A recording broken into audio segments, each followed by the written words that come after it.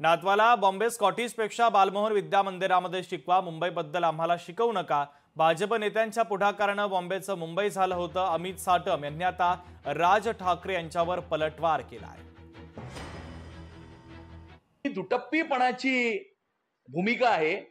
किमान आपल्या मुलांचं ऍडमिशन हे बॉम्बे स्कॉटिश मध्ये नाही घेतलं, परंतु आपण किमान आपल्या तिसऱ्या पिढीचं म्हणजे नातवाचं ऍडमिशन हे बालमोहन विद्या मंदिरच्या मराठी शाळेमध्ये घ्याल अशी आमची अपेक्षा आहे।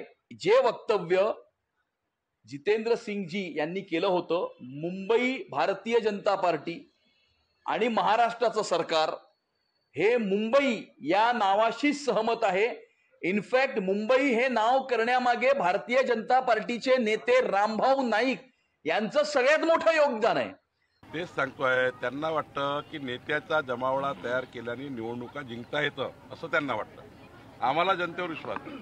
जनतेच्या कामाकरता आम्ही जर आमचं आयुष्य दिलं, जनतेचे प्रश्न सोडवले तर जनता ही मतदाराच्या माध्यमातून आमच्यासमोर उभी राहते। या महाराष्ट्राच्या जनतेने 3,18,00,000 मतं देवेंद्र फडणवीस सरकारला दिले। कारण काय आहे की जनतेला माहिती आहे की मोदीचं सरकार, देवेंद्र फडणवीसचं सरकार आलं तर डबल इंजिन सरकारच महाराष्ट्राचा विकास करू शकतं। आणि महाजुलाच्या जनतेला माहिती आहे की ते नगराध्यक्ष भाजपचा आला तरच केंद्र सरकार, राज्य सरकार आणि महाजुला नगरपालिका हा विकास करू शकतो। म्हणून जनतेचा विश्वास हा विकासावर आहे। एकाने रंग बदलला, दुसऱ्याने बदलला, एकाने अर्धी गोल टोपी लावली, आता दुसरे छोटे भाऊ पण गोल टोपी, पण तरीही मुंबईत त्यांना काही स्थान मिळत नाही। म्हणून पुन्हा एकदा मुंबई वाद।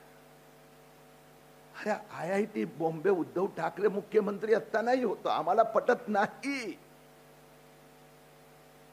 बॉम्बे हायकोर्ट आज पण आहे, आम्हाला आवडत नाही। मी स्वतः प्रस्ताव दिला होता।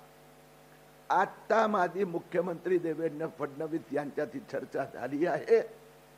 मी त्यांना प्रार्थना केली आहे की महाराष्ट्र सरकारने IIT मुंबई नावासाठीचा प्रस्ताव केंद्र सरकारला पाठवावा।